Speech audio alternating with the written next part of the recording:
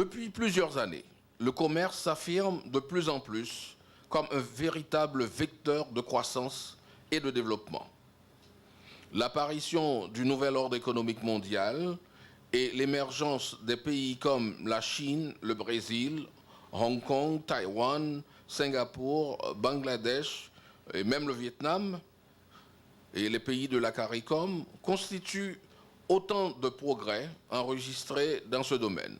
En effet, les exportations de biens et de services représentent une proportion relativement importante des échanges extérieurs de ces pays, comme en témoignent ces statistiques. Pour la Chine, ses exportations entre 2005 et 2008 se sont élevées à 56%. Alors, le Brésil, les exportations entre 2007 et 2012 ont atteint 49,5% des échanges extérieurs.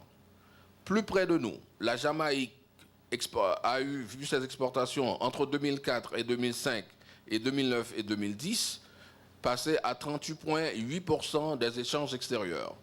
La Barbade, qui est un petit pays de 300 000 habitants à peu près, a vu ses exportations entre 2001 et 2007 passer à 47,5% des échanges extérieurs. Ces chiffres traduisent une vérité incontournable, une vérité évidente, qui est celle qui constitue à faire en sorte que plus un pays participe au commerce extérieur, au commerce international, plus la situation de ses habitants s'améliore, plus leur bien-être augmente. C'est cette logique que le ministre a choisi de privilégier et d'engager Haïti sur la voie de ce progrès, comme l'ont connu la plupart de nos voisins et partenaires, comme la République dominicaine et la plupart des pays de la CARICOM. Nous avons fait ce pari audacieux puisqu'il faut donner un avenir radieux aux Haïtiens et faire en sorte que l'avenir de ce pays ne ressemble pas à son présent. C'est grâce à l'utilisation de ces outils que l'on arrivera à transformer Haïti et à lui faire connaître le niveau de développement rêvé par ses enfants, qui pourra induire la stabilité, la confiance et le bonheur. Aussi, espérons-nous que vous allez profiter au maximum des connaissances qui vont être inculquées au cours du déroulement de cet atelier pour faire d'Haïti un pays modèle dans la Caraïbe. Comme nous l'avons vu, il n'est pas dénué de sens de penser que d'ici, dans un horizon de 30 ans, la situation d'Haïti pourra changer en utilisant les dispositifs dont je viens de faire mention. Le Vietnam, qui était, il y a de cela un peu plus de 25 ans, un pays sous-développé, est passé actuellement au stade d'un pays en développement, multipliant par 2 le revenu par tête de ses habitants grâce à l'utilisation de ces instruments et des dispositifs de qualité, d'application de mesures sanitaires et phytosanitaires et une participation accrue dans le commerce international. C'est l'ambition aujourd'hui que nous voulons exprimer, qu'avec la ténacité, avec l'adoption de bonnes décisions dans le sens de l'intérêt général de la nation, avec l'utilisation de mesures scientifiques, un travail patient, les dirigeants haïtiens arriveront à donner au pays ce niveau de bien-être dont il a besoin pour garantir sa stabilité. Je vous invite tous à profiter au maximum de cette opportunité qu'offre cet atelier sur l'application des mesures sanitaires et phytosanitaires pour apporter votre pierre à la construction de cet édifice de bonheur que nous voulons pour tous, pour tous nos concitoyens, pour tous nos frères et sœurs en Haïti.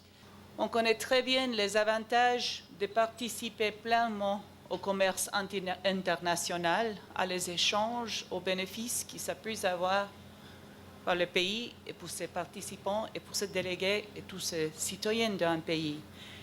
Mais le commerce international, ce n'est pas facile, c'est assez compliqué et il faut savoir comment utiliser les règles qui en existent.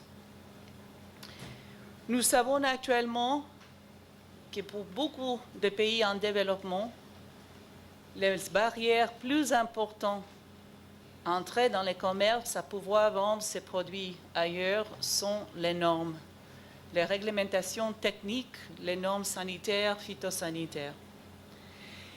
Et en même temps, on sait très bien qu'il faut pouvoir protéger la santé.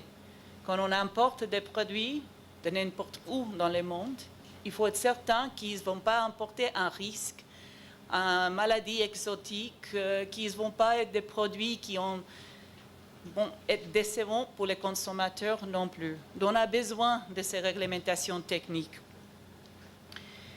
Et il faut trouver comment assurer la protection d'Haïti et en même temps pouvoir vendre ces produits ailleurs aux autres pays qui veulent aussi assurer la santé, la sécurité de leur propre pays. Pour ça, on a 2 accords à l'OMC, l'accord sur les obstacles techniques au commerce, l'accord sur les mesures sanitaires phytosanitaires. Mais ces accords sont utiles et il faut toujours savoir comment utiliser un outil, soit un téléphone, soit un crayon, soit un computer, il faut savoir comment l'utiliser. Donc je vais vous inviter les prochains 2 jours à un travail très pratique, un travail très interactif. Il faudra que vous vous investissiez pour mieux connaître vos droits comme un pays membre de l'OMC et vos obligations pour pouvoir profiter le maximum d'être partie de l'OMC, de pouvoir entrer encore plus dans le commerce international très pleinement. Je vais être très brève, vous allez m'écouter pendant 2 jours, ça va suffire, je suis certain, mais je suis très contente d'être là et pour pouvoir partager avec vous mes connaissances. J'ai 28 ans de travail à l'OMC. J'étais là pour présider la négociation de l'accord sur les mesures sanitaires phytosanitaires. Donc c'est un accord où j'ai travaillé pendant des décades maintenant. Et aussi avec l'accord sur les obstacles techniques au commerce. Donc je suis très contente d'être là et on va travailler ensemble ces prochains jours. Pour l'application d'un ensemble de mesures en termes zoosanitaires et phytosanitaires. Et nous sommes capables de connaître que tout simplement que Haïti actuellement rentre censé dans le Conseil international là, et en termes d'échange avec l'autre pays, donc il faut que il y ait des normes, il y ait des procédures qui fixées. Et ainsi donc Haïti doit ajuster. Et c'est dans ce sens que le ministère du Commerce et le ministère de l'Agriculture mettaient tête ensemble justement pour nous capables de faire évaluation de qui côté nous est par rapport à l'ensemble de mesures ça, de façon à ce que nous prenions des dispositions afin que nous soyons capables vraiment des partenaires tout à fait normaux dans la question commerce, que ce soit sur le plan national, que ce soit sur le plan international. Parce qu'actuellement, il n'est pas suffit tout simplement pour produire en quantité, mais il y a la qualité de produit que vous avez là. Et qualité veut dire qu'il faut viser toute question normes, procédures en matière sanitaire. Donc lorsque on a parlé de végétal, on a parlé de normes phytosanitaires, et là on a parlé de animal, on a parlé de zoosanitaire.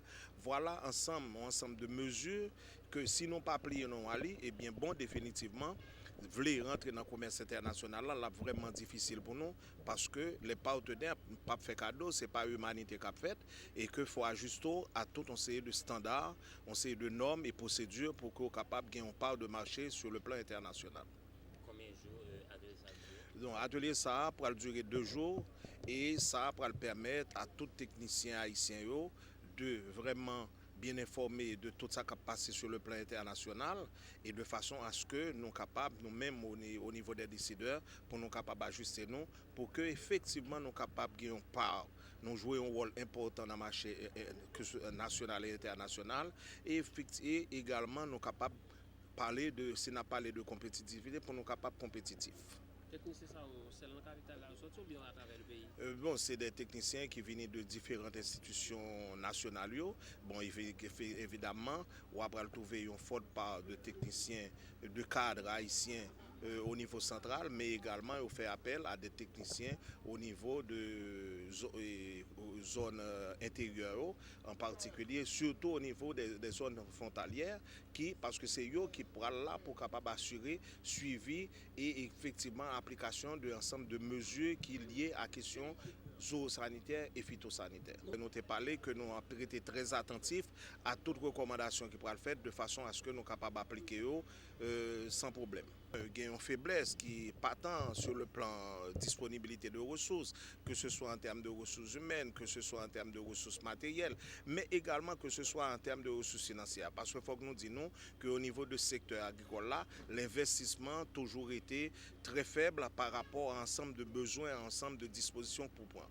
Donc actuellement là, effectivement, le gouvernement est très intéressé. D'ailleurs, il est obligé d'intéresser parce que nous avons un programme que nous appelons un programme triennal de relance agricole, côté que, bien sûr, nous supposons diminuer significativement importation, mais pour nous aller vers l'exportation, pour nous capables de rentrer devises. Et si nous pour aller vers l'exportation, que ce soit au niveau marché américain, que ce soit au niveau de la CARICOM, que ce soit au niveau marché caribéen, eh bien définitivement, il faut gagner des efforts qui fait pour que nous soyons capables de répondre à normes et procédures et pour nous capables compétitifs. Combien de monde a participé dans et bon là, moi son sale compte, bon je ne vais pas vous donner un chiffre, mais en tout cas vraiment.